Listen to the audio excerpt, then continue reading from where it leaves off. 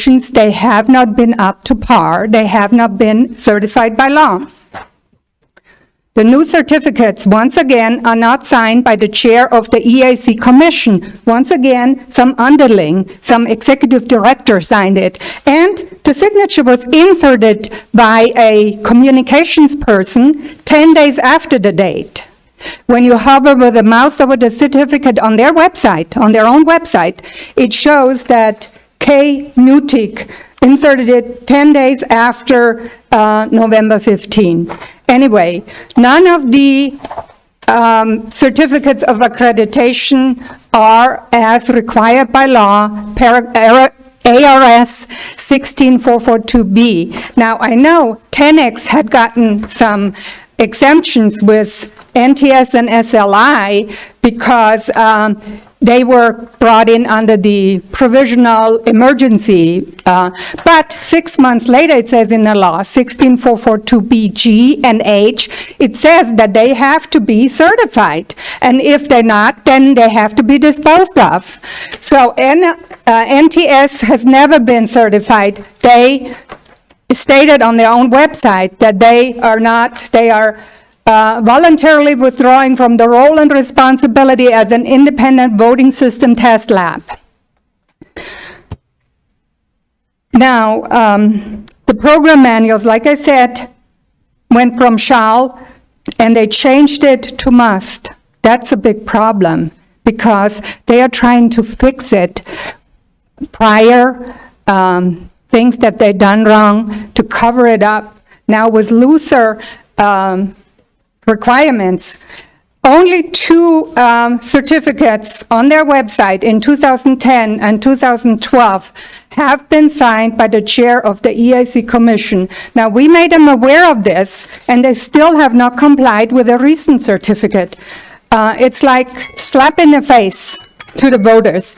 I don't trust these elections. I don't trust the machines. I don't trust anyone. And we didn't save any money, did we? $782,000 more than what we paid before. Thank you. Thank you for your comments. Anybody else in the audience that would like to speak?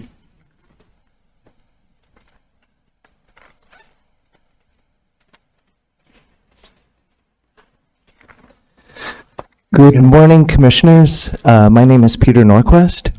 I want to begin actually by, Brian, offering you congratulations on being tapped to join the recent Hobbs election task force. I believe I understand that's the case.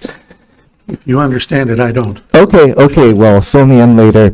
Well, so I want to say that since it's being run by someone, Ms. Hobbs, who failed to recuse themselves of Secretary of State for their own election and presided over the complete debacle that was the Maricopa election, which I believe everyone would recognize despite or regardless of party lines, I hope you can bring some integrity to that group. No pun intended. To recap 2022, some of you have been provided with evidence for interference in the Pima County elections by a predetermined algorithm based on Walter Dougherty's analysis in his Alabama declaration, as well as evidence of machine certification noncompliance, which Gisela just mentioned during our meeting with Rihanna Eldon. I would really hope to see those items actually addressed here eventually. Throughout 2022, it was stated that the new elections infrastructure couldn't be changed because there wasn't enough time before the election. Now there is. We need to reverse the following to instill faith in the voting system again. So these are the things that I think we need to look at. Vote centers need to be done away with, period. Early voting locations should not be expanded. They need to be ended with a return to same-day voting by precinct. Emergency voting can be dealt with separately.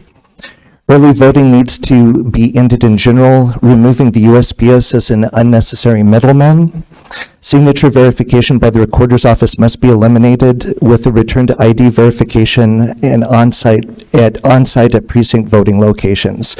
This is true for city elections as well. You're entering into an IGA with the city for these, since the recorder's office will be doing that verification for the city of Tucson this year. Contractors need to be limited, specifically 10X. Documentation has been previously provided that its precinct central has not been properly certified by NTS. A contractor managing the voter database from a private residence and uploading to the cloud is also unacceptable. This creates both internal and external vulnerabilities. Per Jacqueline Berger's testimony several weeks ago in Phoenix, one of the points she mentioned is Runbeck executives have been bribed to infiltrate the Pima County database. The entire database needs to be cleaned and updated with oversight. And the elephant in the room, really, as Gisela just mentioned, is that our voting machines haven't been properly certified since 2018. Everyone elected since then, regardless of party, is usurping their seat. That is a huge deal. Finally, I want to end by saying this is not a partisan issue. For those who don't know, I'm the first vice chair of the Libertarian Party, so I don't have skin in the game with red or blue. A vulnerable system is open to abuse by anyone, and turning a blind eye to these problems just because you happen to reap the benefits is short-sighted. The tide can turn either way. I appreciate your time. If anyone, especially the new members of the commission, would like any of the materials I mentioned, please feel free to reach out. Thank you. Thank you for your comments. Is there anyone else that would like to speak? I don't see anybody else, so we'll move on with the agenda. First item on the agenda, after the call of the public, is the approval of the January 20th, 2023 meeting summaries. Has everybody had a chance to look at them? Are there any recommendations for additions, deletions, or corrections? Hearing none, the minutes stand, or the meeting summary stand approved as presented. Next, we need to elect a vice chair. Since Mr. Hurley is no longer a member of the commission. And I would remind the commissioners again that with our latest bylaws revision, it's required that the chair be of a part, or the vice chair and the chair be of differing Democratic parties. Since the chair is a Democrat, then the vice chair needs to be a Libertarian or a Republican. Is there anybody that would like to make a nomination of someone for vice chair? Don't all raise your hand at once. Barbara, Commissioner Tillman. I nominate Commissioner Helen. Commissioner Helen, would you be willing to serve if elected? I'm fairly new. I'm comfortable about that, but am I the only Republican here? No. You were less new than some other Republicans. Is there a second to that nomination? I second. Are there any other nominations for vice chair? Mr. Chairman, I nominate Tom Beresny. Mr. Beresny, if elected, would you be willing to serve? I would. Is there a second to that nomination? I'll second. There's a nomination and a second, so we have two candidates. Are there any other nominations for vice chair? Any other nominations for vice chair? Are there any other nominations for vice chair? Hearing none, is there a motion to close nominations? So moved. Is there a second? Motion and a second. All in favor of closing nominations signify by saying aye. Aye. Nominations are now closed. Roll call vote. We have Commissioner Helen and Commissioner Beresny. Commissioner Atkins. Commissioner Helen.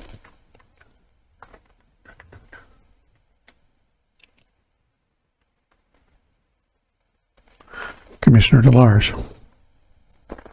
Commissioner Helen. Commissioner Caswell. Commissioner Beresny. Commissioner Tillman. Helen. Commissioner Kirshen. Beresny.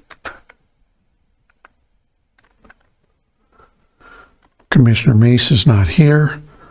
The chair votes for Commissioner Mellon. By a vote of 4-2, you're the new vice chair. Oh, Commissioner Beresny, I'm sorry. Come on. Hey, I got to the bottom of the list sooner than I should have. Commissioner Beresny. Commissioner Beresny. So the vote is 4-3. Okay. Director Hargrove or Ms. Figueroa, is Mr. Rassi going to be here? He is not. Okay. So we will move past the legislative update by Michael Rassi. Status update on software and hardware upgrades, Commissioner Tillman. I requested this, it should be somebody else giving the information. Director Hargrove. Chair Bickle and Commissioner Tillman, the Secretary of State does not have a full committee to actually approve any updates to the voting equipment, so we're kind of in limbo right now. We do not know when it's going to happen. We wanted it to happen this year. We anticipated being approved for the scanners and express votes to be updated, but we do not have a time frame right now. Okay. Commissioner Tillman. Upgrading the software on the main computer? Yes, ma'am. The election management system, the EMS, would have to be upgraded in order to upgrade the scanners. And that has to wait for the approval too? I'm sorry, I didn't hear you. Can you repeat that? And that waits too for this committee to be formed? Yes, it is. And so that has to wait too, as you already indicated? Yes, it is all encompassing. So any upgrades with ES&S equipment, the EMS system, the scanners, and the express vote all have to happen at the same time. And we really wanted and needed to happen in conjunction with the city of Tucson, because we use them as our backup in the event that there is a failure with equipment, and they use us as a backup.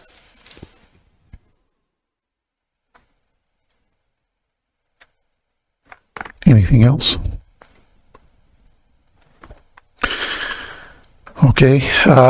Next item on the agenda, re-precincting status. Mr. Wisely. Good morning. You probably know this, but let me give a little background. By statute, re-precincting takes place in the odd-numbered years, and it needs to be completed on or before October 1st. Precinct boundaries cannot cross certain lines, so they cannot cross congressional lines, legislative lines, Board of Supervisor lines, or Justice of the Peace lines. So when the congressional and legislative lines were redrawn after the 2020 census, some of the lines, when they were shifted, they cut off pieces of previous precincts, so they had to become their own precincts, and some of these are very small. We, at the moment, we have about 12 precincts that have 0 registered voters in them, and the likelihood that they'll have any in the next 10 years is all but 0. We have about another 25 that have less than 500 registered voters, and another block of 25 that are between 500 and 1,000. So, but we still have to create ballots for even these precincts that have 0 registered voters, because if a voter comes in and demands to vote claiming they live in that area, we have to be able to accommodate that voter. So we do just as much work for a precinct that has 3 registered voters as thousands of registered voters. So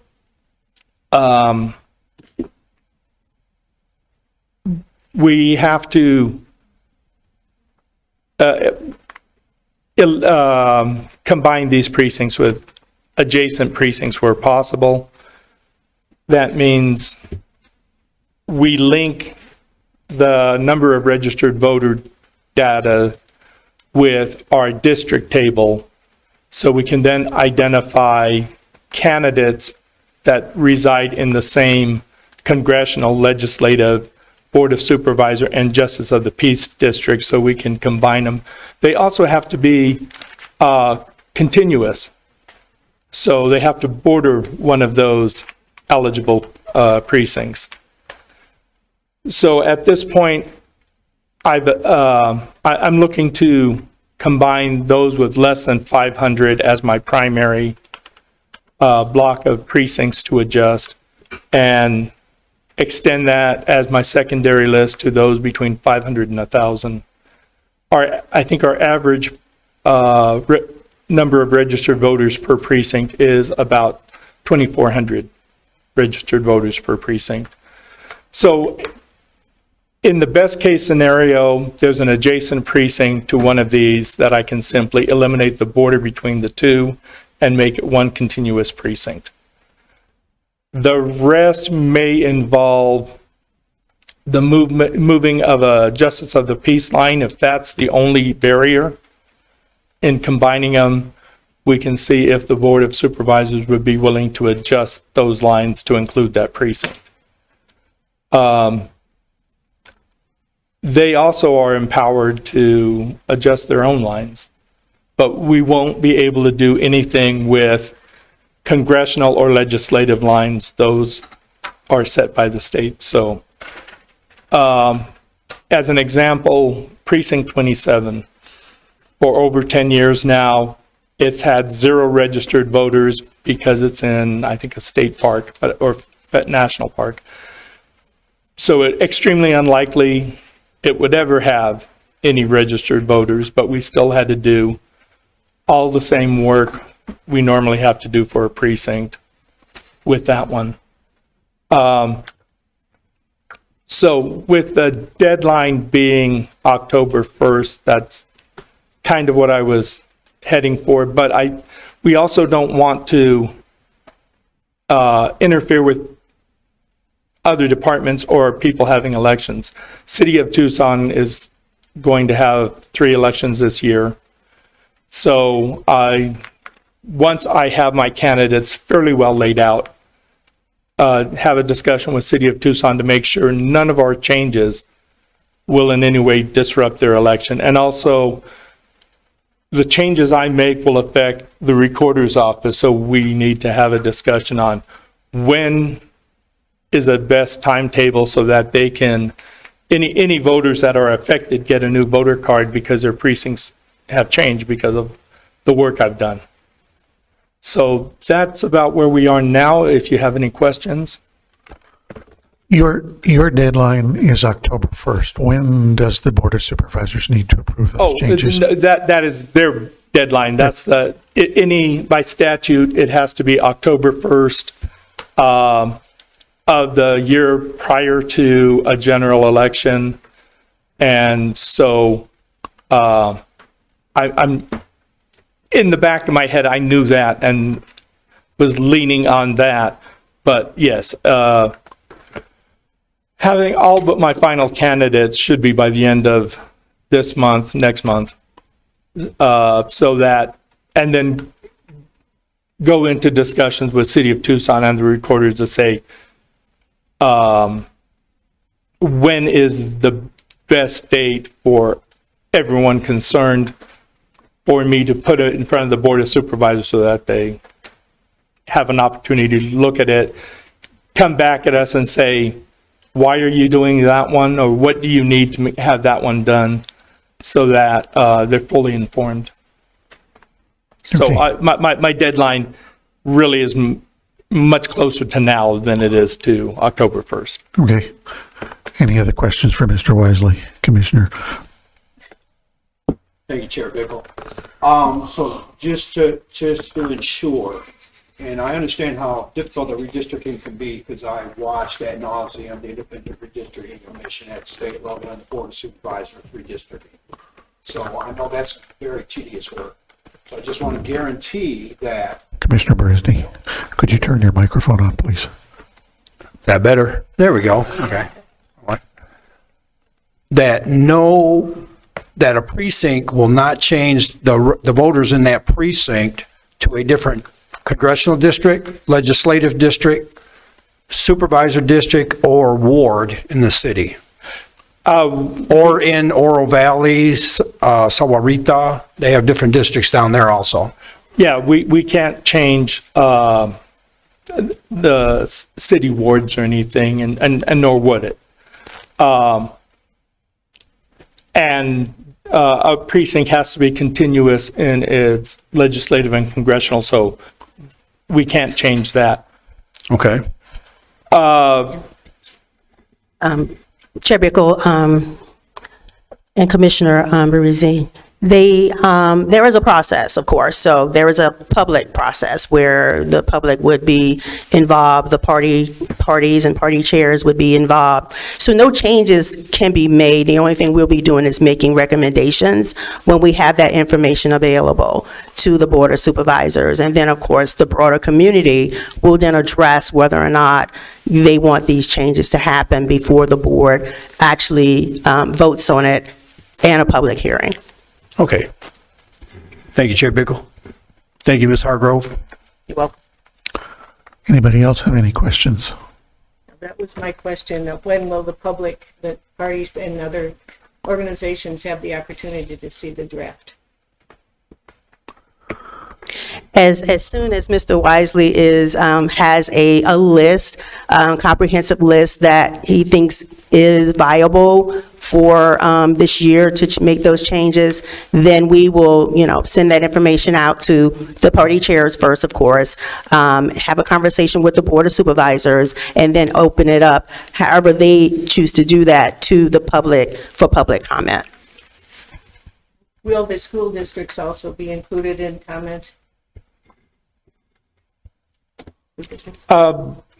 They can be, but, we're not changing any of those district lines. The only lines we're moving, But you may have a precinct that's divided between two school districts. and we do now. Yeah, they would be affected. And so that just becomes a split in that precinct if that school district is having an election. Normally, it won't affect anyone living inside a school.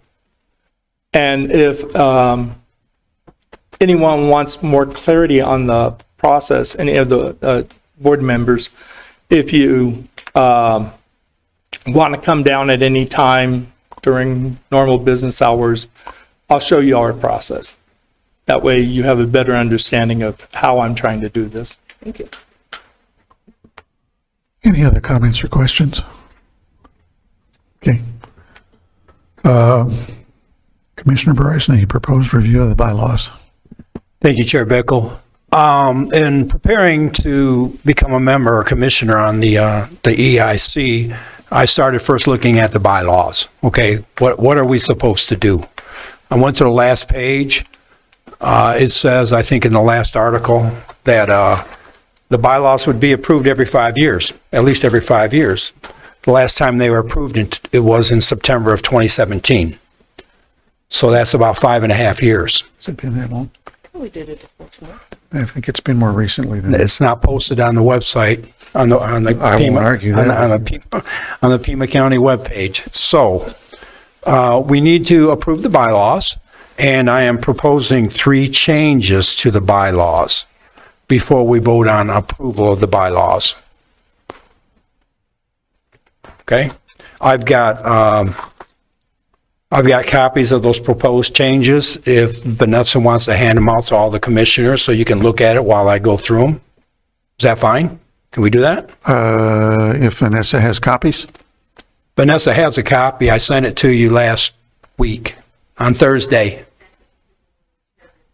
Oh, And I didn't bring them with me because I usually generate copies and I get copies when I get here. So I've killed a lot more trees than I need to kill normally.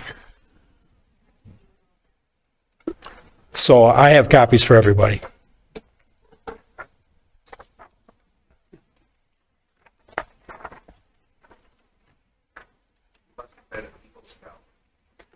"34 years in the Department of Defense. I knew how to cross my T's and dot my I's.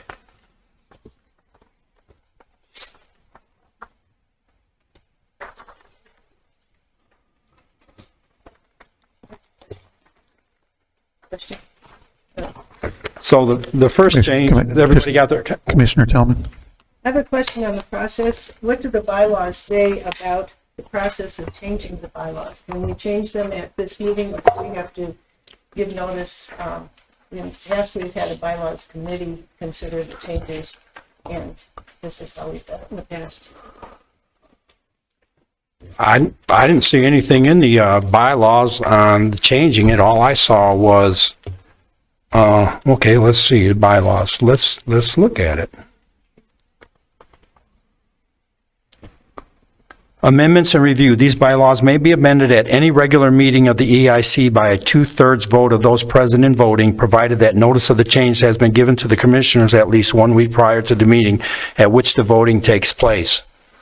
Okay, so I provided, according to the bylaws, my proposed changes to our elections department administrative support, Vanessa, last Thursday at 8:01 a.m.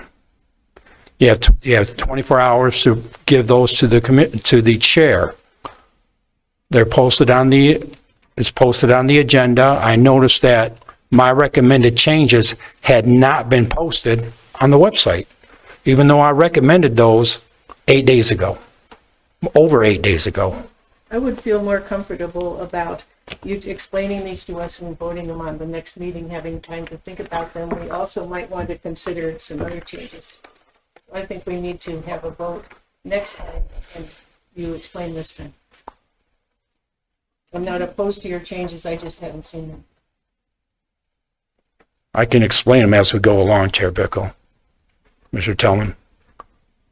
They're fairly simple. Proceed. Thank you. So the first change is in Article 2, and it ends as stated in the Pima County Code. And I just want to add in there, when developed and approved. Back in July 1st, 2008, when the EIC was conceived at the Board of Supervisors meeting, it says in those remarks during that Board of Supervisor meetings that we would follow the applicable Pima County Code. There is no Pima County Code or ordinances for elections posted on the Pima County website. So all I'm doing is adding when developed and approved by the Board of Supervisors. So they're the ones that approve any procedures, codes, ordinances, and stuff like that. Pretty simple one there. Okay. Okay? The second one is in the next article, Article 3. And I'll go to the second sentence. Okay, the EIC is chartered as an advisory group reporting to the Pima County Board of Supervisors. The purpose is to help improve the conduct of elections by examining the systems and processes behind them in order to improve functioning of and public trust in the Pima County electoral process. Chair Bickle, there's nothing in Pima County. I did a search throughout the website for Pima County. There is nothing that defines what the electoral process is. I did a search on Arizona Revised Statute, Title 16. There is no definition or no mention of an electoral process. So how can we, as a body, examine the systems and processes, improve the function of them, and gain the public trust of the electoral process when we haven't even defined what the electoral process is? About 3 weeks ago, I was at Republican headquarters, and we had our chair there, Chair Smith, our executive director, and one of our members at large. And I just asked a simple question. Do you know what the electoral process is? Can you define it? Nobody had a clue. I bet you if I canvassed everybody here, we would probably get 8 different answers on what the electoral process is. So all I'm doing is adding a definition of what the electoral process is. This is based on basic, decades-old business process engineering definitions, and I've also integrated some verbiage that I use from the Information Technology Infrastructure Library, which is an internationally recognized framework for service management for IT systems. So if we're going to be examining systems and processes, I've adopted that definition to add into the bylaws. And so my addition is, the electoral process is the structured set of activities to include roles, responsibilities, tools, and management, policies, activities, and work instructions as defined by Arizona Revised Statute, ARS Title 16, for the conduct of elections in Pima County. Major activities of the electoral process include, but are not limited to, those included in Chapters 1, 2, 4, and 7 of ARS Title 16. The electoral process for Pima County will be depicted in graphic and textual format under separate cover. That means it doesn't have to be part of the bylaws. All I'm doing is added a definition of what the electoral process is, because we have collectively no definition. We have, if I told that to one of my soldiers, they would go like, Sergeant B, what's going on? I don't understand what it is. Third one, under Article 4, Section 3, I would like to add the statement, the Pima County Recorder or designated representative shall also be an ex officio non-voting member. I understand probably years ago there was some discussion on this, but when you look at the electoral process, part of the electoral process is voter registration, that voter registration database, early voting, mail-in voting. That's all part of an electoral process that we have here in Pima County. So it just makes sense to have the recorder or designated representative as an ex officio member of this body. And so those are the three requested changes I'm making to the bylaws. Okay, any questions for Mr. Perezny, Commissioner Perezny? Commissioner Hallam? Yes, I'm not making a comment on this, but I would like some time. Have you compared these with the state's election integrity commission bylaws, and how did they I have not. comply with all of that? I'd like to have time to do that before we vote on this, please. Any other questions? Yes, I have. Commissioner Tillman? The question of the recorder being included in this system, in the Election Integrity Commission, has been with us since the beginning. The commission was formed for the Elections Department, and the recorder has not been an official part of this commission forever. Now, this was not our desire, but I believe we need to look at the county's intent in forming this commission, because we have asked for that in the past, we haven't received it. So I think we need a lot more time to look at the details. I would love to have the recorder be an official part of it, but I don't think we're not. Yeah, the microphone. The whole thing. I would like to have a lot more time to look at that. The county, it's right here. Yep. Come on. You gotta get intimate with it. Edith? Can you hear me? Okay. Okay, the question of the inclusion of the county recorder has been with us since the formation of this commission.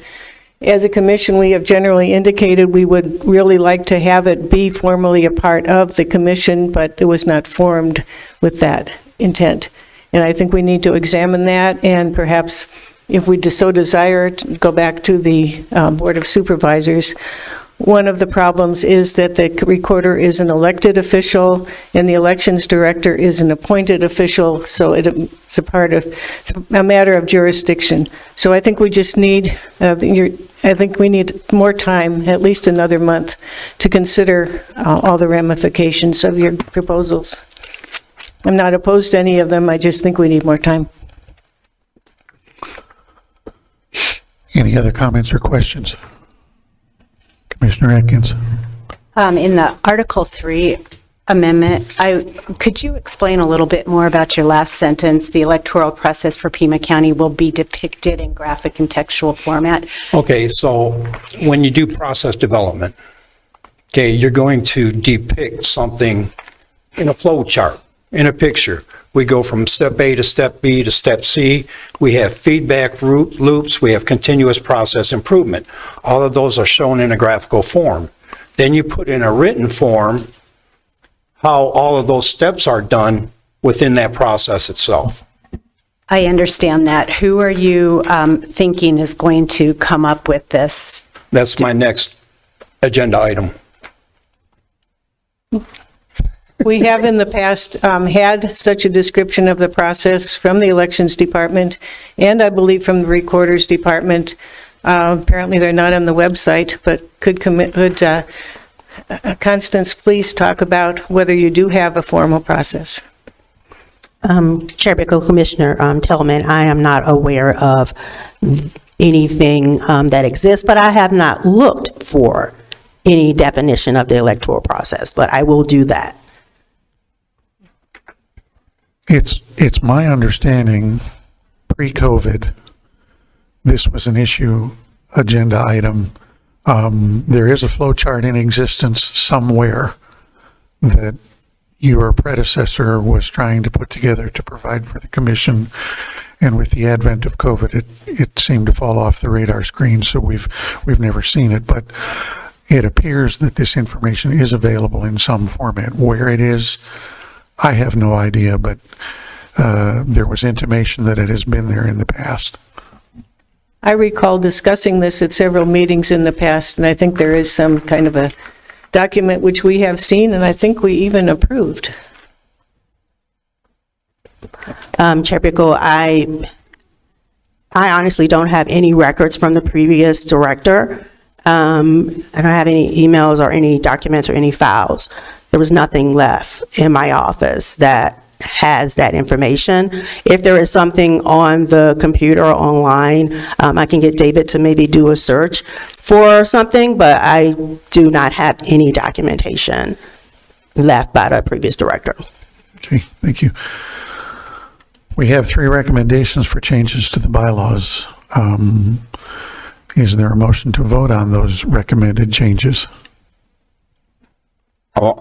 I'll move to vote on them. I have a motion. Is there a second on that motion? I'll second. I have a motion and a second. Is there further discussion? Hearing none, and we'll take these individually rather than collectively as a group. The first, Article 2, change to read Pima County, in the Pima County Code, comma, when developed and approved. Commissioner Atkins, I do not wish to vote on this today. you're voting yes or no? No. Commissioner DeLarge? No. Commissioner Mace is not here. Commissioner Caswell? Yes. Commissioner Tillman? No, and I'm not opposed to the bylaw, I'm just opposed to the process of doing it so quickly. Commissioner Kirshen? Yes. Commissioner Beresny? Yes. And I believe the vote is... Did you call for my vote? Not yet. I'm getting there. He's counting. Do we need a 3/4 majority or I something? need a 2/3 majority. Commissioner Allen? Not at this time, no. And the chair votes no. I don't believe we have a 2/3 majority, so that item does not pass. Article 3, and I won't read the whole proposed amendment again. It is on the document in front of you. Commissioner Atkins? No. Commissioner DeLarge? No, not at this time. Commissioner Mace is not here. Commissioner Caswell. Yes. Commissioner Tellman. No. Commissioner Helen. No. Commissioner Kirshen. Yes. Commissioner Beresny. Yes. That's 4-3 with the chair abstaining. It does not have the required two-thirds majority to pass. Article 4, Section 3, the Pima County Recorder or designated representative shall also be an ex officio non-voting member. Commissioner Atkins. No, not yet. Commissioner Delarge. No. Commissioner Mace is absent. Commissioner Caswell. Yes. Commissioner Tellman. No. Commissioner Helen. No. Commissioner Kirshen. Yes. Commissioner Beresny. Yes. The vote without the chair voting is 4-3 in opposition. It does not have the required two-thirds majority per the bylaws in order to pass. We can certainly consider these at a future date, but they do not stand approved at this time. Point of order, Chair Bickle. Commissioner Beresny. May I bring up these proposals then for the next agenda? Because there was a That's 5-3 against. that's a later agenda item. You can bring it Okay. up at that time. All right. I would like to make a motion that we have a bylaws committee to, would this be at the future Next agenda? agenda item. Thank you. Don't get ahead of me. Just want to clarify. Okay. Okay. The next item on the agenda is the creation of an ad hoc committee. Commissioner Beresny, and I'm going to assume this is to address some of the bylaws issues or something else. This is another another amendment that I sent to Vanessa last week. Once again, I have copies of what I'm proposing. Actually, this is not a proposal of anything. No, this my agenda reads creation of an ad hoc committee. Well, yeah, it was a discussion and then a decision on it.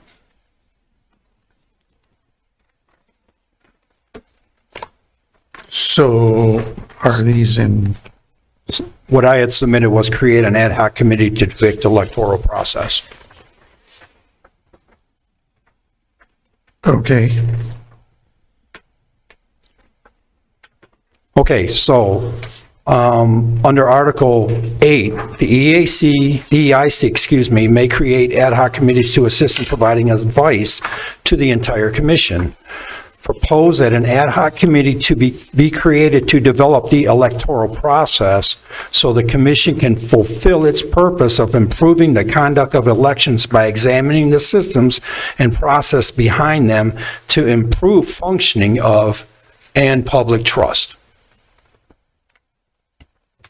And I give you and there's a diagram there that is just a very high-level depiction of what an electoral process may look like.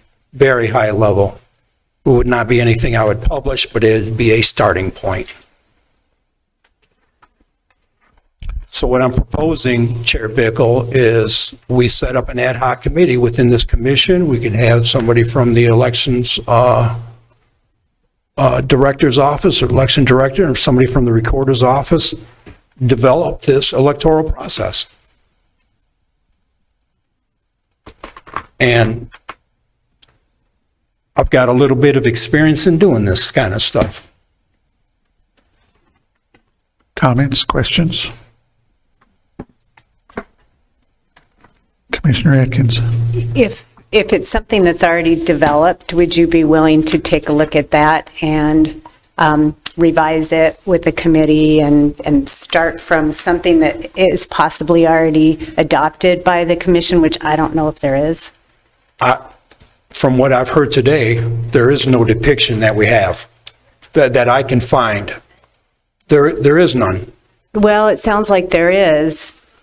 There may or may not be. May or may not be. Right. I can take a look, yeah, but I would prefer to start off, if we're going to gain the public trust, we should be open and transparent on how we do this, do it in a committee where the public is invited to watch the process develop.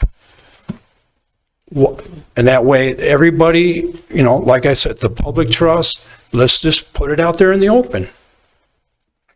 Chairman? I also would like to say that anything that was developed in the past did not include the changes that we just had in the past election. So a lot of what was done in the past would be redone and revisited, and that would be a waste of time. To start from a place where we're redoing something that was done already takes a lot more work than to start the process from a beginning with the new laws that we have in place and the new process in our elections.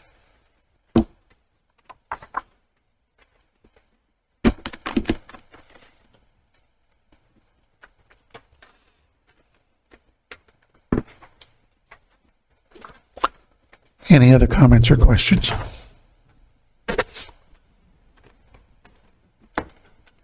Yes, I have one. Commissioner Tillman. How much detail are you looking for? We can put as much detail as you want to into it. We could do a high enough level. We can go down into, if you're going to have the public trust in something, and I'm basing this on experience that I've had because I've done this in the Department of Defense. Okay, you give enough detail so every stakeholder, whether it's internal or external, has a warm, good feeling that, okay, they've depicted this process. I can have trust in this process as it's depicted. I can look at, and it's got to go into enough detail. If we're going to look at the systems and processes involved in the electoral process, we need enough detail to figure out. We need enough detail in our definition or our flow charts and our textual data to have an understand, to do a surgical look, if you want to call it that, at what our systems and processes are. I mean, right now, and I'm not disparaging anything, I've watched this commission for a couple of years, and I have never seen the fulfilling of the purpose of improving the conduct of elections by examining the systems and processes behind them. I've seen a lot of things come forward. We're proposing to do this, we're proposing to do that, without doing continuous process improvement and to see, especially continuous process improvement. I mean, we do these kind of things every day in our lives, every way. When I cook a recipe for the first time, the second time I do it, I improve the way I did it the first time to make it more effective and efficient. So you have to give this enough detail. And we would sit there and define the electoral process at a level enough where we know what the inputs are to each of the sub-activities in the process, in voter registration, in the actual conduct of the election itself, in the tabulation process, what goes on in the canvass. And when we define an electoral process, I asked a question of this to a group of people a few days ago. What is the final outcome of an electoral process? I got a bunch of different answers because no one even knew. And these were people that were involved in the Republican Party. So what is our final output? Do we know?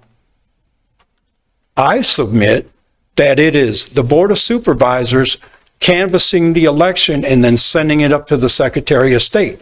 That is the final output of our electoral process. It's not voting, it's not voter registration, it's not the tabulation. Those are all part of the electoral process, but it's not the final output. So where do we start? Where do we begin? What happens internally? How do e-poll books affect? Do we make changes on the e-poll books while we're at a vote center? Can we change an address? Can a poll worker change an address? I don't know if they can or not. But if they can, and then when you do that, you are affecting a database. When you change a record in a database, you are changing all of that information, you're changing information on a voter. That goes in the centralized database. Why is a poll worker, and let's say there's 10 in a vote center, there's over 200 vote centers, all of a sudden I have 2,000 people that are enabled to make a change to the voter registration database, when that thing should be the most locked down thing we have in Pima County. When I went from changing my automatic early vote list selection to I didn't want to be on it anymore, I had to submit paperwork to the recorder's office. Loved it. I'm fine with that part of the process. But then, so I'm figuring that somebody within the recorder's office has a responsibility to make those changes in the database. But if I have 2,000 people who have the capability, because they have access to an e-poll book, to change an address in a voting record, I just effected a change in the voting registration database. And that, from an IT perspective, is a major no-go at this station. I have a question. Commissioner DeLarge? Do we have any evidence that a poll worker changed an address? I heard it, I think I heard it from this dais in January. Commissioner Hargrove?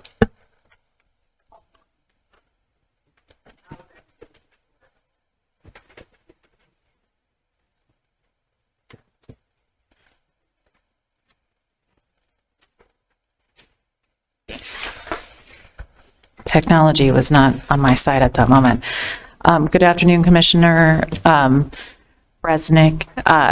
Thank you for your question. I'm Hillary Heiser. I'm the Chief Deputy Recorder of Pima County. Commissioner DeLarge, your question was, does a poll worker have the ability to change an address? And I think that was your statement as well, Commissioner, in the poll registration system. So I think that we're conflating two things. The e-poll book that is at a vote center, that is not connected directly to the voter registration database.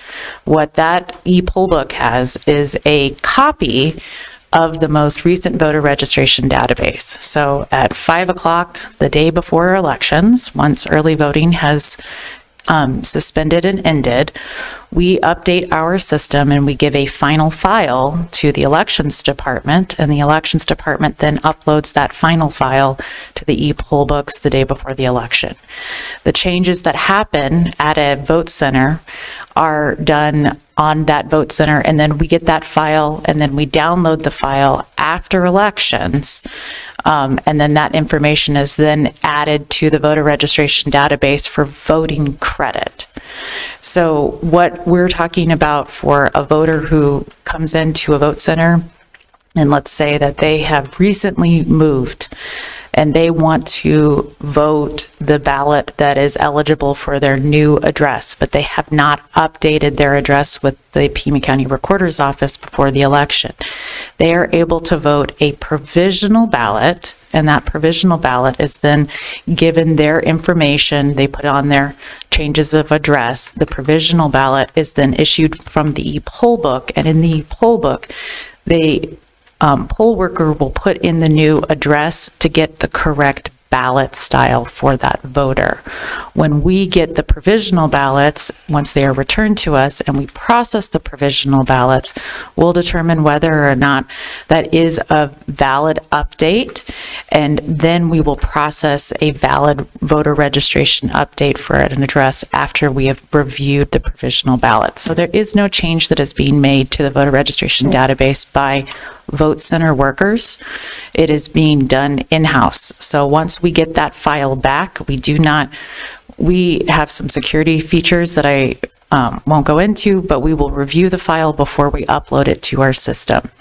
So it's by the time we have that information from the vote centers, we're looking for that vote credit.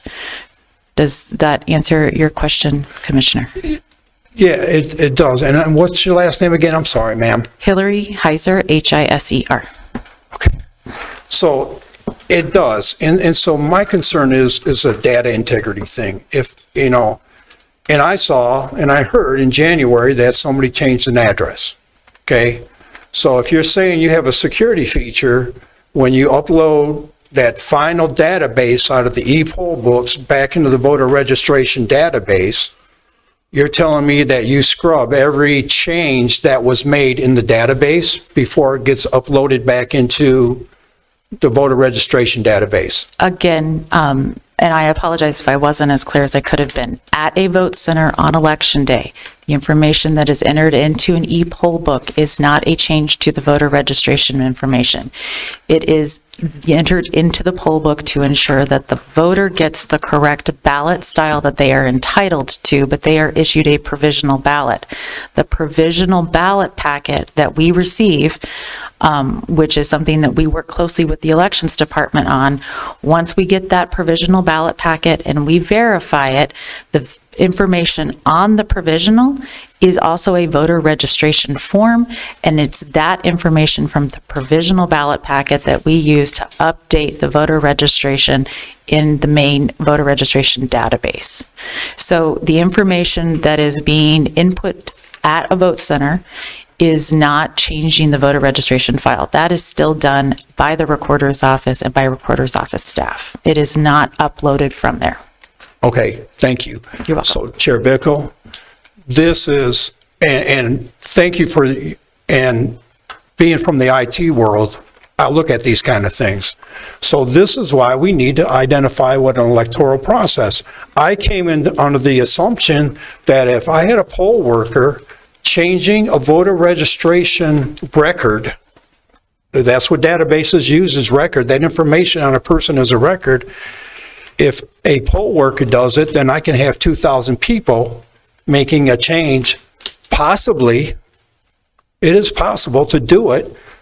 We've just heard that it doesn't happen that way, but there's people out there that think that it may happen. So what I really want to do is kind of lock down what this whole process is, because we just don't know. Okay, we have a proposal for the creation of an ad hoc committee. Just a minute, Commissioner Tellman. And we've kind of drifted awfully far from the topic. Commissioner Tellman.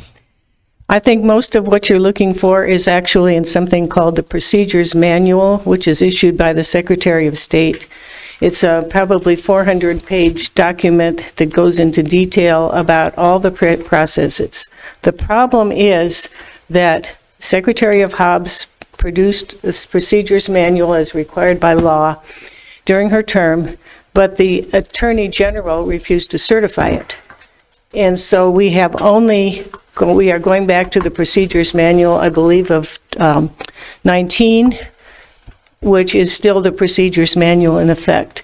I think a lot of your questions would be answered, and it would be nice to have a short version of that manual, but I think there is a process very clearly defined at the state level. Okay, so Chair Bickle, so if there's a process, if I may, so there's a process at the state level. So and I haven't read the whole Secretary of State's manual. Are there, for instances there, because not every county in Arizona conducts elections in the same exact way. Some people have vote centers, some people don't. Some people use e-poll books or some variation of an e-poll book. Some of them, I believe, still use, at least one still uses printouts of the voter registration. So what I'm trying to do is get this specific to Pima County. And if we're supposed to be improving the functioning of the electoral process for Pima County, then we need to have something specific within Pima County. If we want to take something from the Secretary of State's manual, from the Arizona Revised Statutes, that's all fine and well.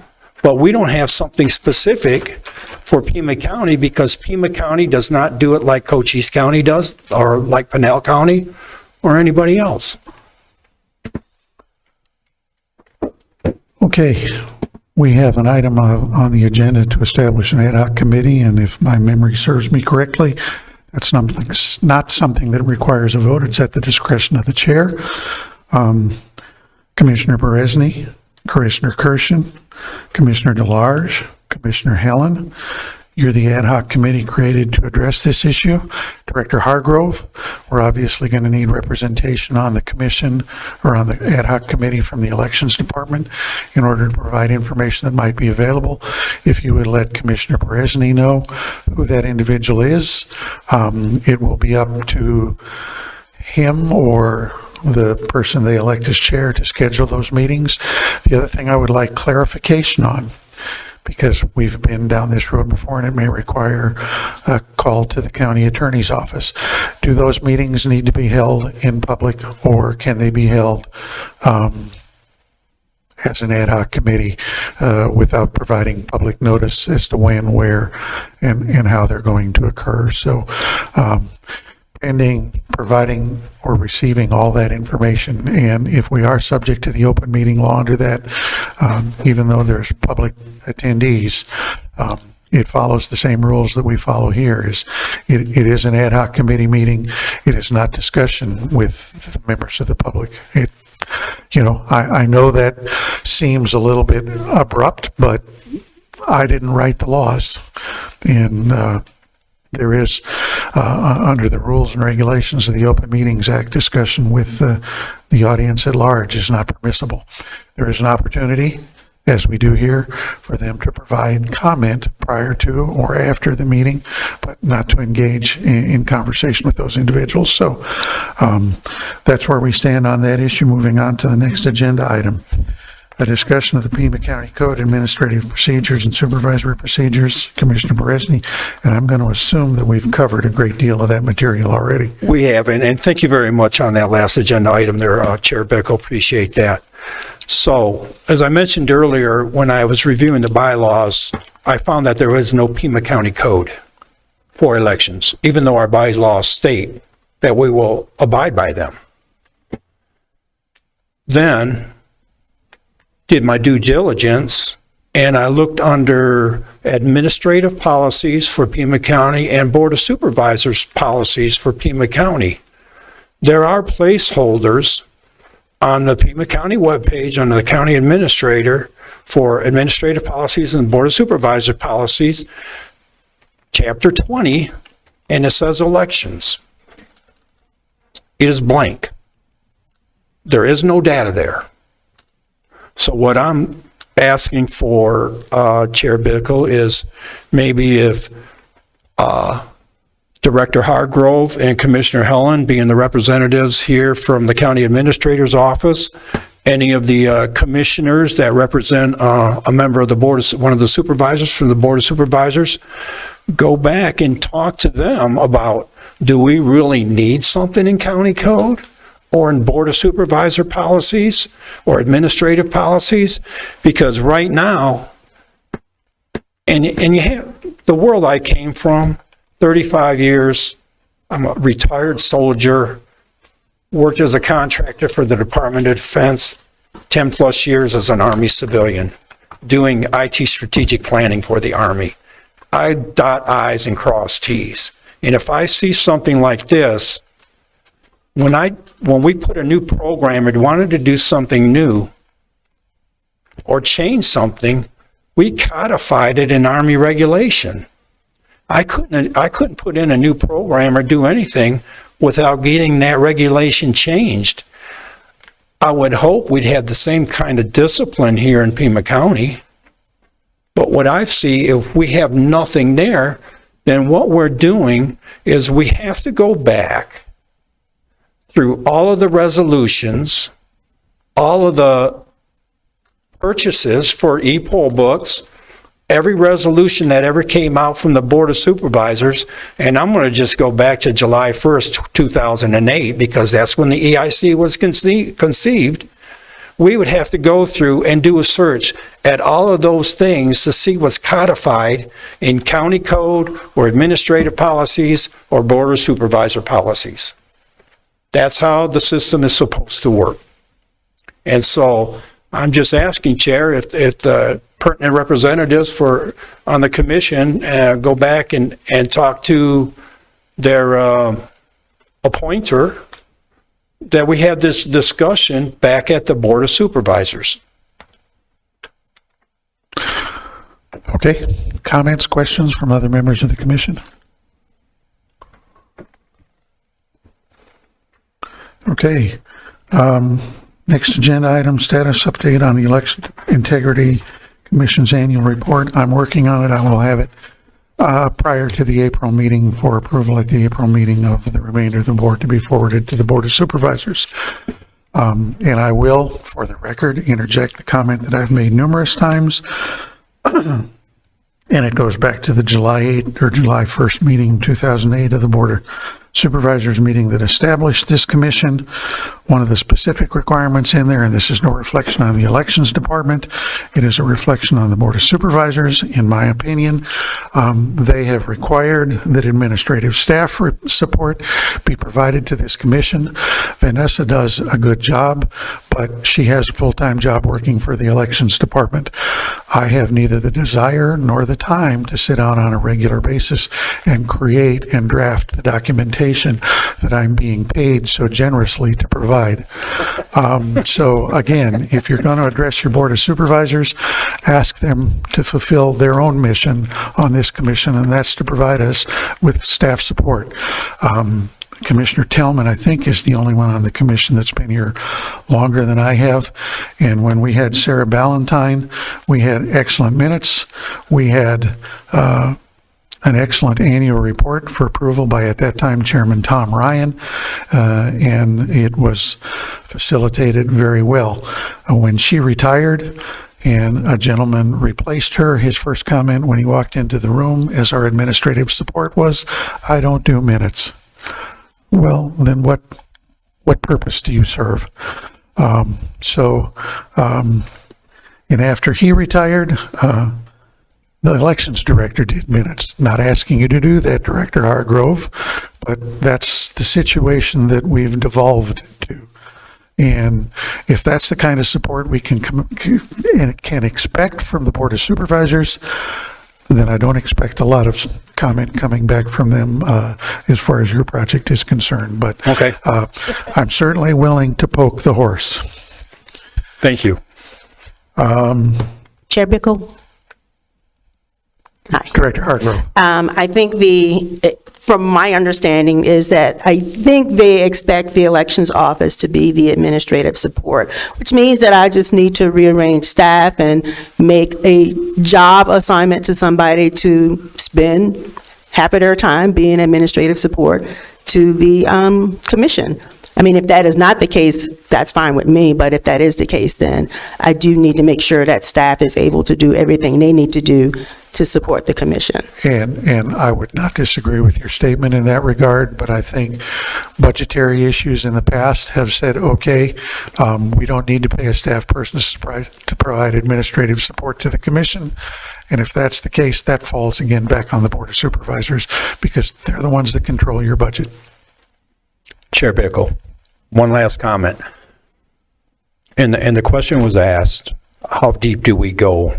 And no, the question was asked, what do you mean by graphic and textual? And Commissioner Atkins, I think, asked it textual. So when we depict the electoral process in a graphic and textual form, then that textual form that we develop becomes part of that code. It becomes those policies and standards that we have in the county. And I believe we've passed that item on the agenda already. Okay. Not to belabor the issue, but I'm trying to keep us on topic here. Chair Bickle, one more question though, to add to that. So that would mean that they would be responsible for the ad hoc committee, making sure that everything is documented and all of the documentation and reports and everything are compiled for the ad hoc committee as well? That's certainly my understanding. If the Board of Supervisors disagree with that, they are certainly welcome to tell us that. But I don't envision any member on this commission sitting down and writing a 300-page report to be presented to the Board of Supervisors. quite frankly, I don't envision one of your employees being able to do that either, but we'll see where it goes. But without administrative support of some sort, of some significant sort, this commission's going to have a hard time providing any meaningful response to the Board of Supervisors. And if they don't care about their response, then they can do away with the commission. They created it. Thank you. Commissioner Caswell, you had an item on the agenda regarding updated status of vote center locations. Yes, thank you, Chairman. I understand in the January meeting, we had discussion about vote centers that are going to be looked at. There are some areas that had a lack of support in the voting centers that we were looking at, including Green Valley, Vale, Oro Valley, and additional voting centers that may be added to alleviate some of the overflow and the busy voting centers. I was wondering if we had any update on what voting centers we are looking at, what areas we are looking at, because we do have a discrepancy when we head further north. There is no voting centers north of Tangerine. We do know that Oro Valley took a lot of overflow from the Bear Canyon and the Catalina foothills area that had a lot of overflow. The voting center I had an opportunity to be inspector at was originally the American Legion. That was not available during the primary due to rehab. However, my voting center was moved into an area that was really quite congested with a lot of voting centers, and even although the closest one could have sent more overflow to my voting center, they did not.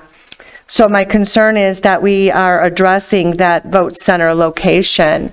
And I do know in the January meeting, we had a discussion as to how we can determine where traffic may go. There was discussion about directing voters to things. You know, I do know that we do have a voting public that isn't as technology minded. However, I do believe with the technology that's out there, also a consideration in that maybe that our program allows a wait time to be available for each voting center. So when I go to a voting center, I could say, well, this one has a 20-minute wait, this one has a 10-minute wait. I would rather prefer to go to the one with the lower waiting time. And that can be updated throughout the day as to what the wait time is. But I really would like to understand what we are doing on the vote center locations, because it takes time to find those vote centers, make sure they have the right technology hookups, that we can have the virtual and internet Wi-Fi, but also that it had the space to accommodate the voting public, especially if we're looking at now adding new machinery, such as express vote machines. And when we're doing that, we're going to need that extra space for those machines. And I will say, my experience is those take a little bit more time with a voter. Especially as we're at that express vote machine, we have to choose the ballot style on that express vote machine. And it takes a little while for a lot of people to just move through screens. Some people click fast, some people click slow. So I do have concerns in the vote centers that we're looking at, that we're addressing all of these issues as far as the space, the extra machinery, the locations that they're being at. Thank you for the question, and I believe this is going to require a bifurcated response. Deputy Recorder Heiser, would you like to address the location issue?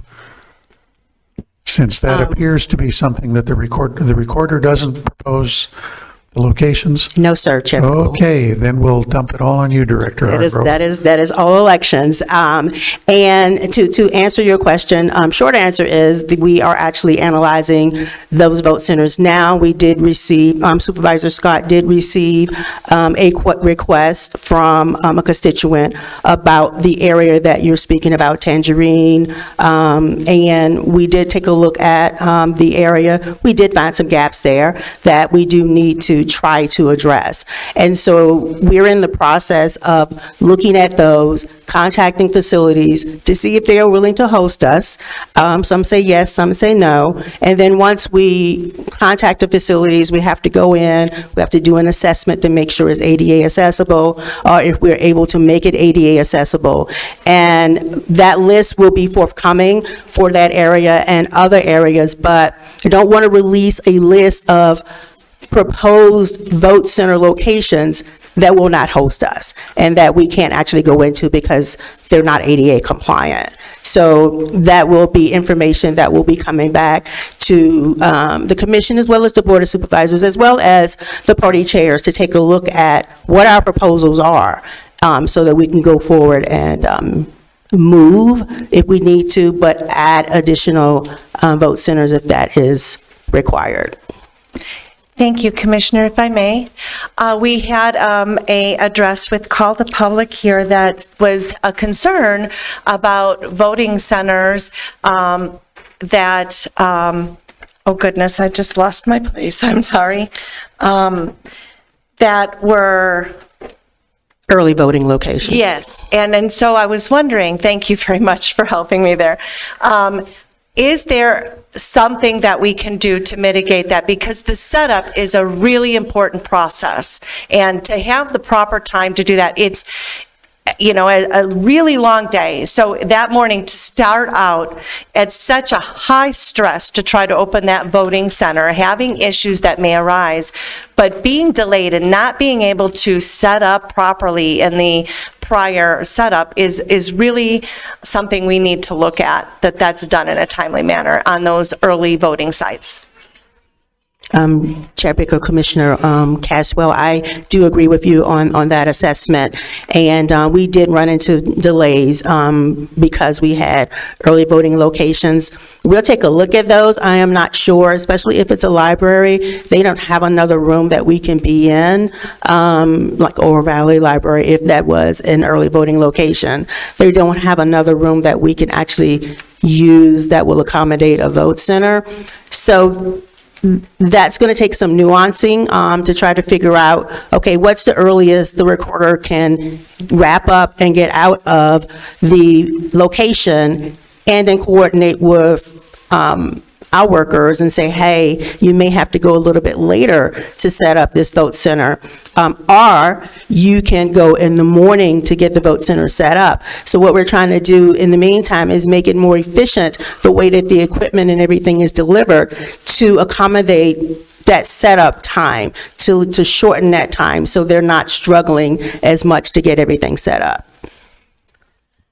Yes, because it's a very early morning, so I would hate to ask poll workers to come so late and then to have to arrive very early. It's hard enough to really coordinate enough poll workers to be at that site a day early or the night before. And so it was very important to me. In my voting center, we tried to move that as early as possible in the day to release the poll workers to get home and get rest to arrive on time the next morning. I have a question for either Director Hargrove or Deputy Recorder Heiser. Is there early voting the day before election?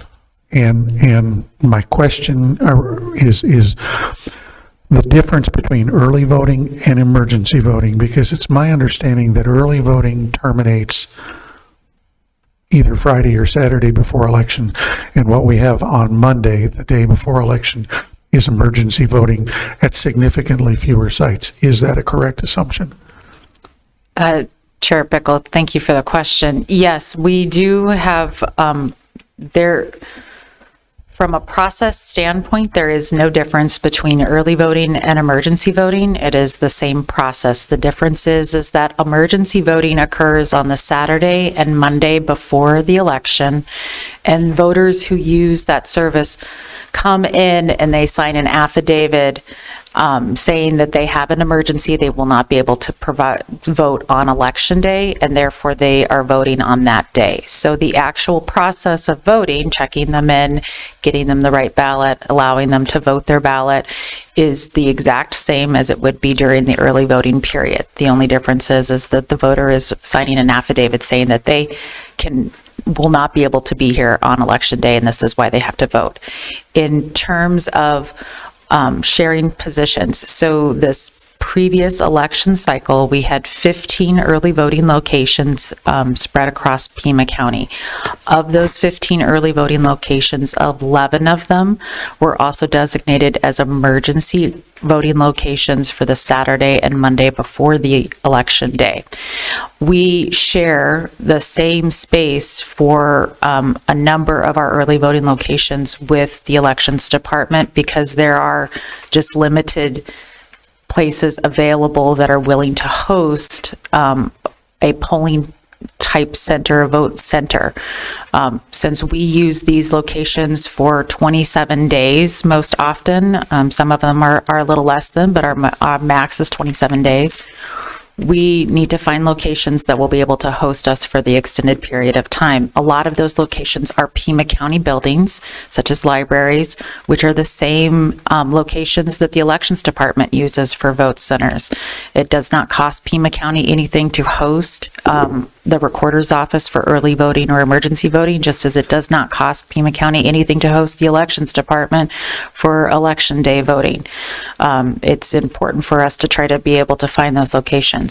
In terms of having locations to where we are overlapping on the day of emergency voting, by statute, if anybody is in line at the close of a poll or vote center or early voting location, they are eligible to vote their ballot.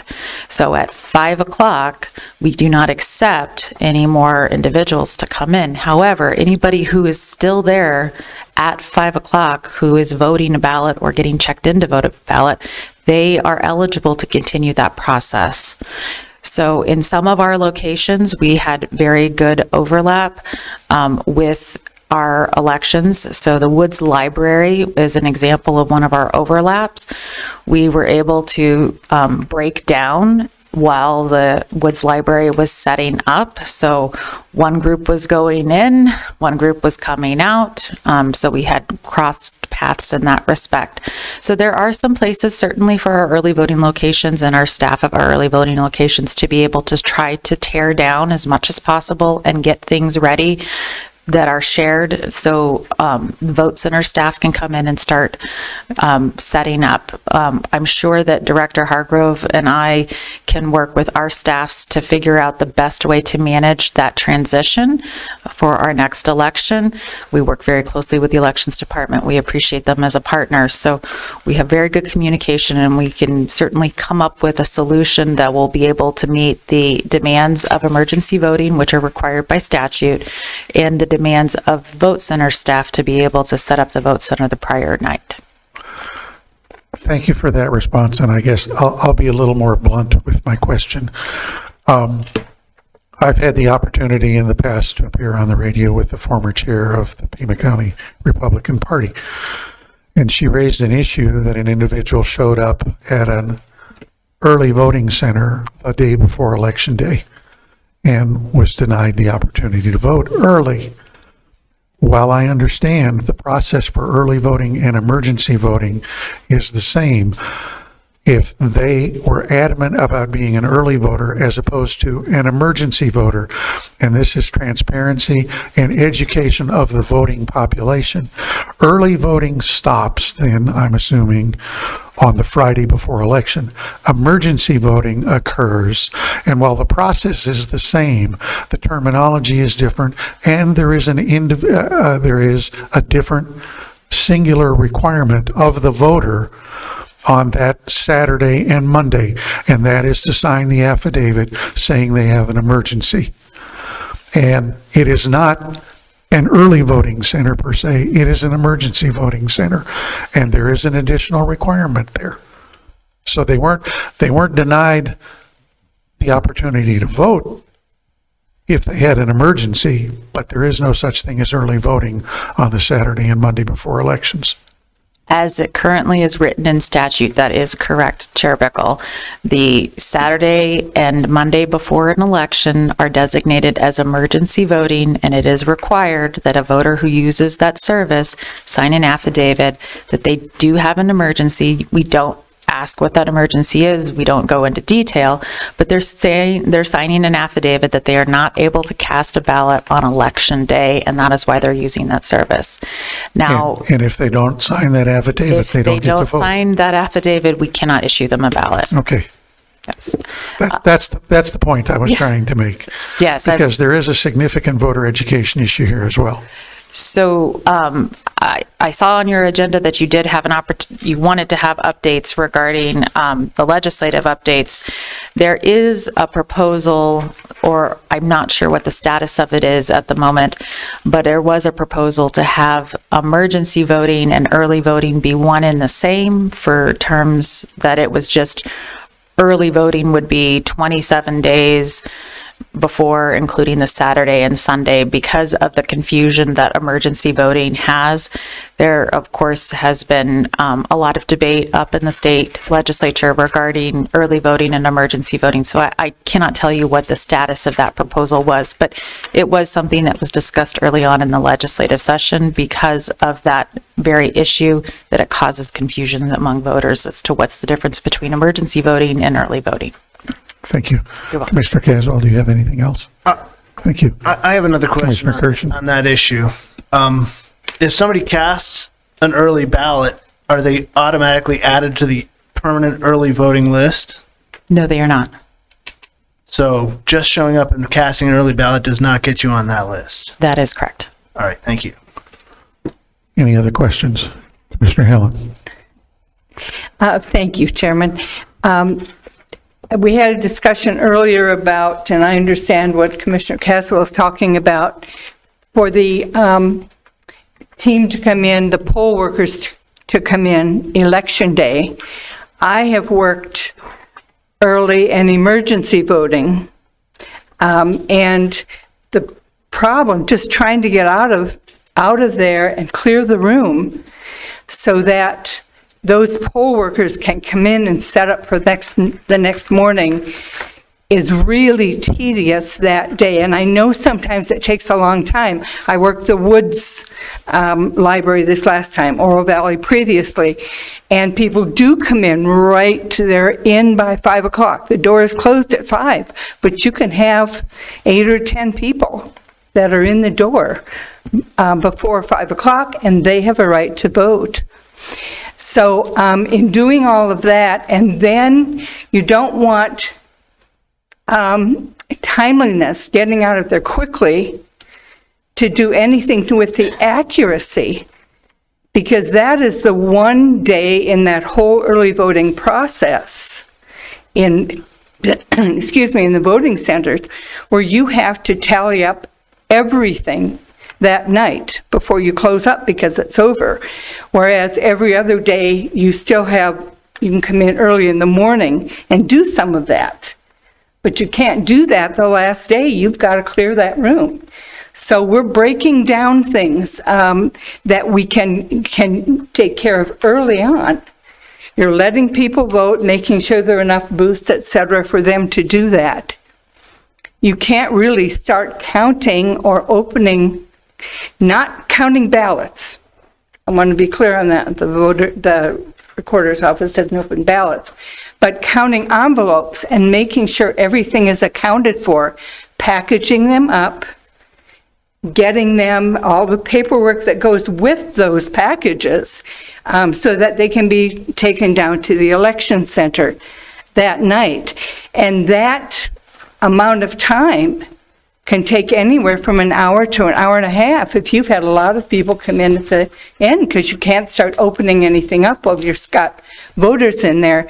So I'm not sure how you take care of that portion of it, but that night is very difficult.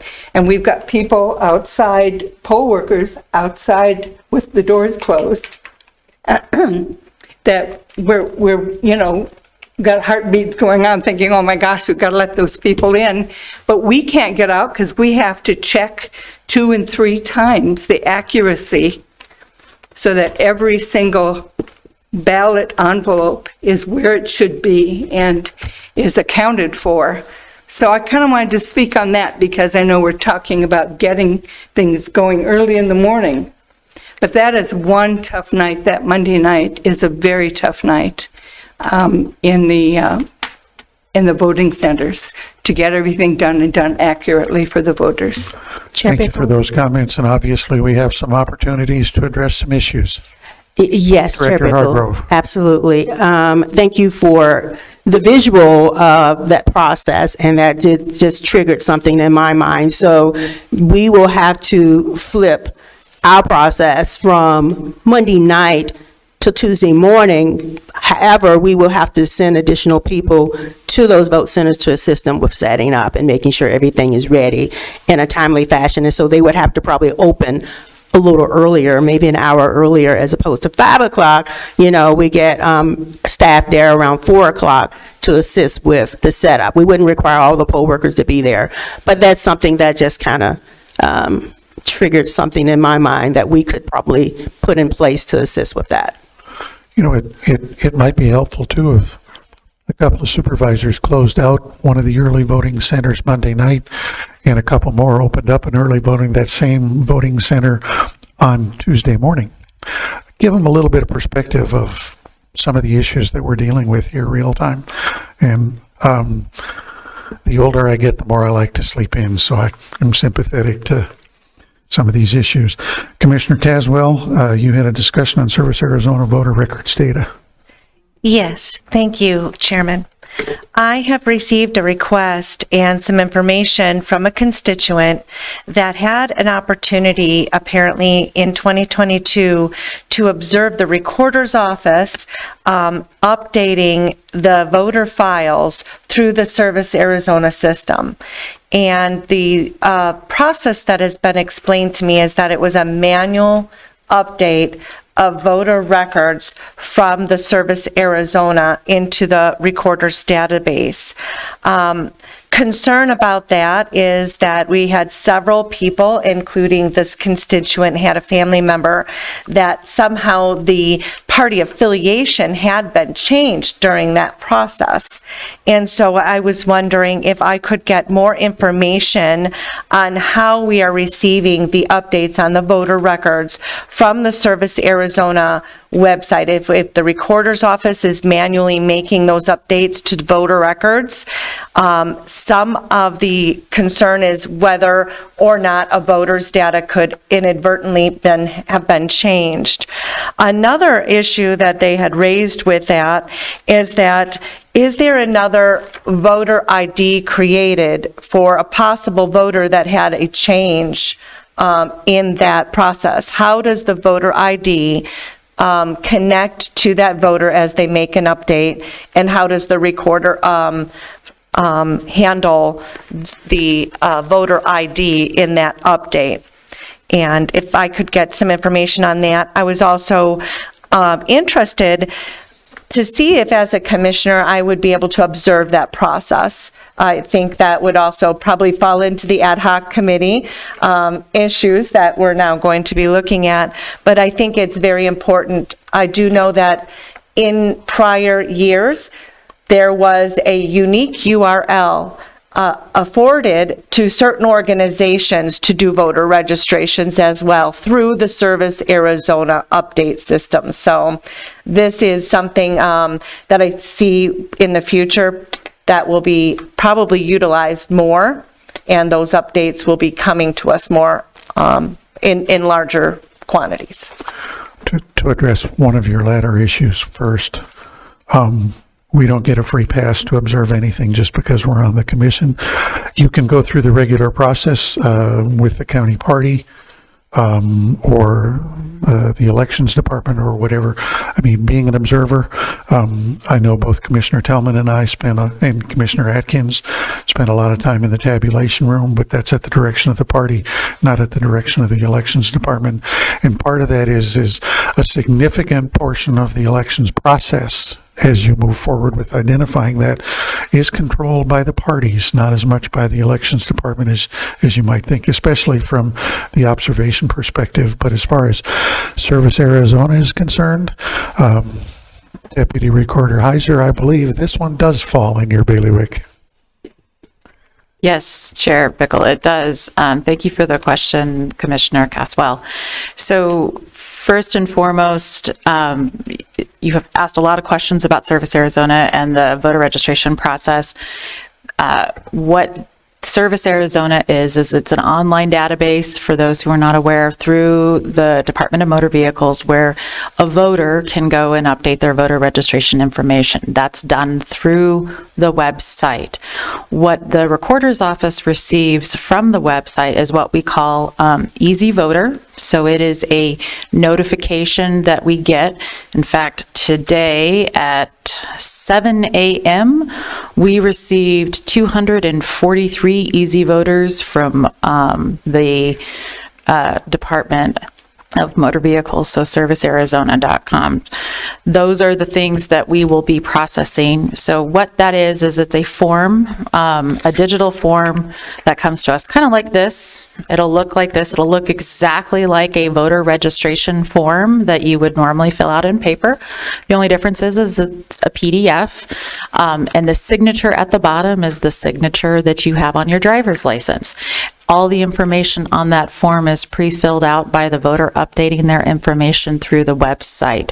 The information then that we receive from that PDF form, we take to our voter registration clerks. So everything done in the Recorder's Office is done with a first and a second check. So once we get that form, voter registration clerks, we have one clerk that's assigned to doing primary entry, and they will go through and they will do the primary entry of all of that, and they will update any information. And then we have a second clerk that does secondary.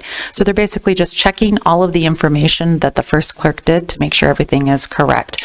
We do not change anything from the form. What we get on the form is what we put in the system. So you can, that digital form then becomes part of the voter registration file. That is one of the voter registration forms that we will have on hand for that voter. And the signature, like I said, it's the digital signature that's on your driver's license.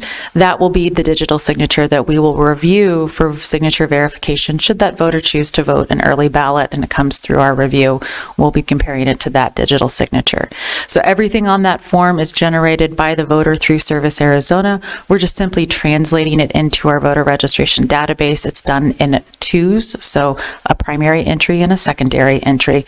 Once that information is complete, the voter registration is updated. If there is a specific change that requires a new voter ID, so let's say a voter changed an address and they moved into a different legislative district, then our system is flagged, and so we will know to send that voter a new ID. So we will send voter update IDs at the end of every month. So for the month of March, we sent out, I believe, 4,900 and change updated voter IDs to Pima County voters who had some sort of update on their voter registration. So I hope that that answers that portion of the question, Commissioner. Yes, thank you very much. And I have been able to do a lot of work in tabulations and such, so it's been interesting as I've been able to view most of the process. It's until the constituent brought this to my attention, I never really questioned it, because I do know our voter registration clerk handles a lot of that with the paper voter registrations. And so thank you very much, and thank you, Chairman, for that information.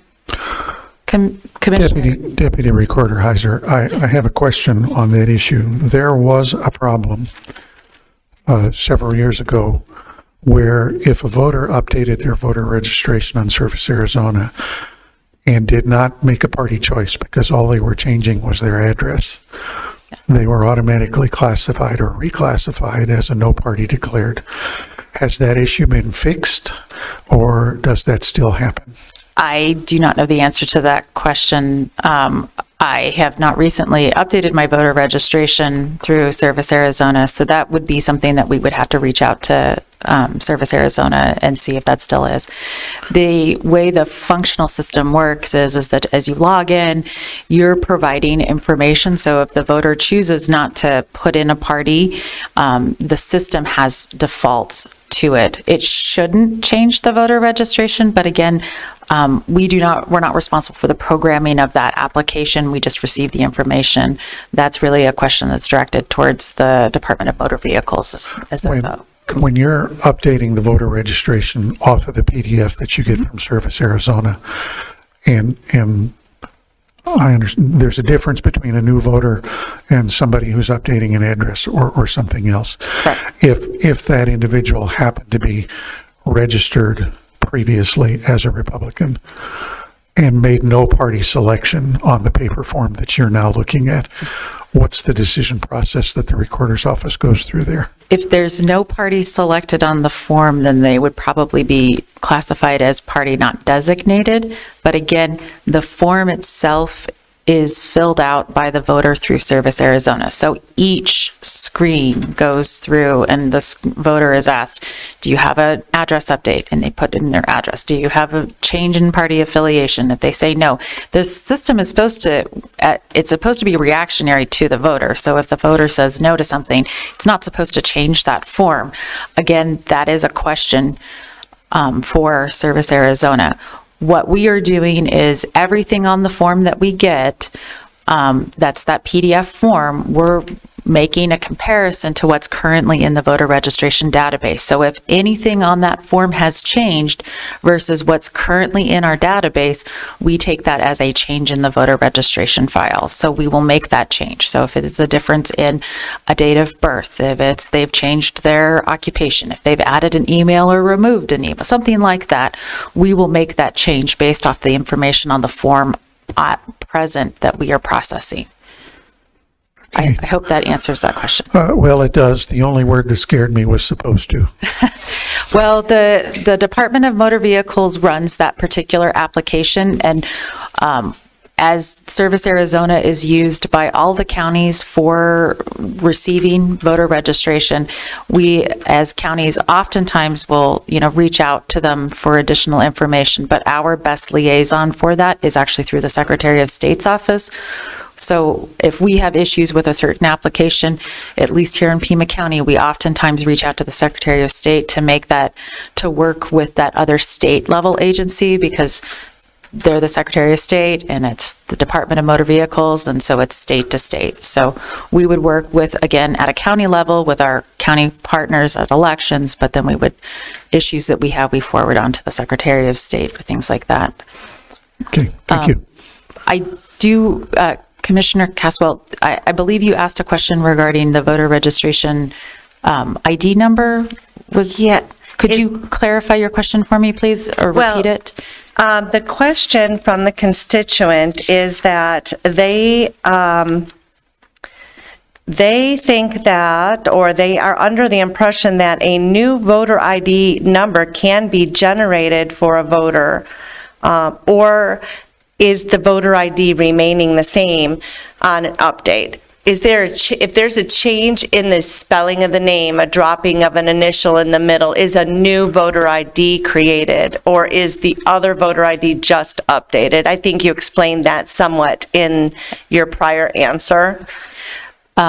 I appreciate you clarifying that question. The voter ID sticks with the voter.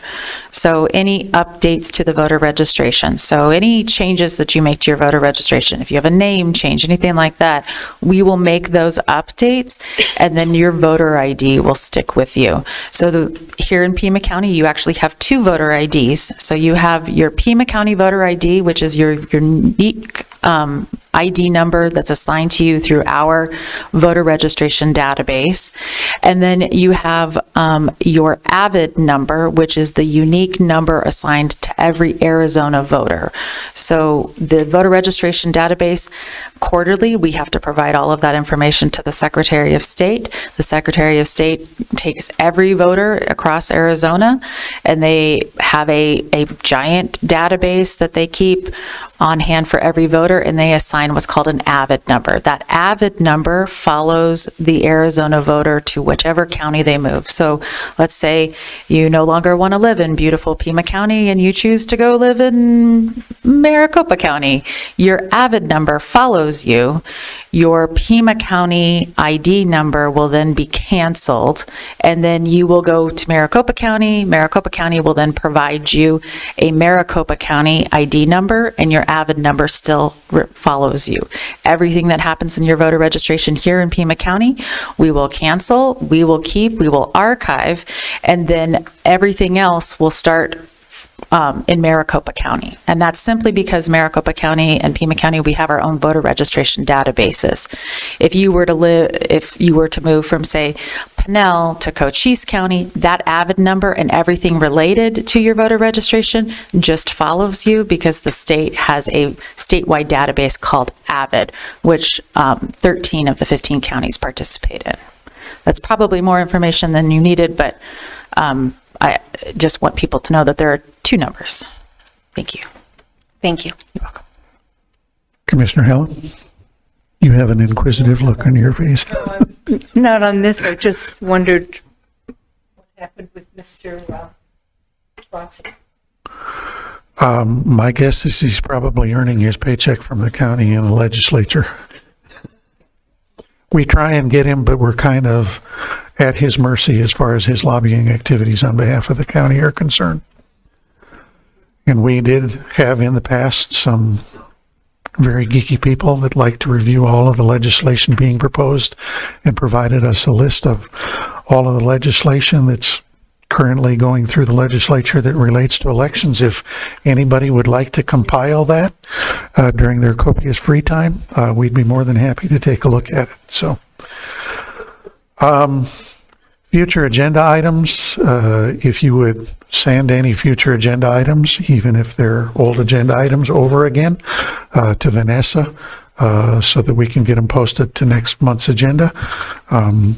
Our next meeting date is scheduled for April 21st, 2023. Does that create a conflict for anybody of significance? Seeing none, we will meet again on April 21st, 2023. Any further business to come You before went this? through future agenda items really quickly. You're Okay. Questioning is whether we can form a bylaws committee, or can you appoint a bylaws committee as you appointed the, whatever it is, the process committee? Can you do that on your own, or do we need to put that into an agenda No, I item? can do that as an ad hoc committee as well. I think it would be good to have you go ahead and do a 3-person bylaws committee, and I don't want to be on it. Chicken. I'm not going to do that today, but we will get that taken care of. Anything else? Chair Bickle? Director Hargrove. Hi. I just want to clarify action items. There was a lot said today, and I just want to make sure that we're all on the same page of what is expected between or by the next meeting. I know that there is an ad hoc committee being put together, and did you name the chair of that ad hoc committee? Commissioner, Lorenz- the guy who proposed. Okay, so the action item, will he could contact us? It will be an action item if they have something to report of an actionable nature. If they have trouble getting off the starting line or other issues that delay them, they will control the status of their action items on the agenda. Okay, What they're looking for from you is somebody that's willing to work with that committee to provide information from within the elections department. okay.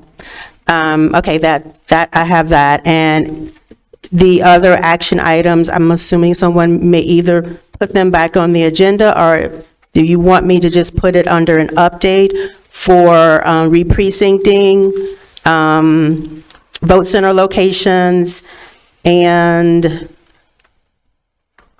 update on software and hardware? Do you want me to just add that as an update from the elections director for the next meeting?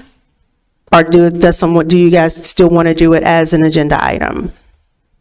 You can roll that all into an update from the elections director, Okay, but in the description, please identify the varying issues that you're going to cover in that update. Yes, sir. I think that's it. The only other item is the annual report. Do you need some assistance with that at this time? I think I've gotten everything I need from Vanessa. It's just me getting off my behind and finishing up my piece of the puzzle. Okay, thank you. Anything else? Hearing nothing, this meeting stands adjourned.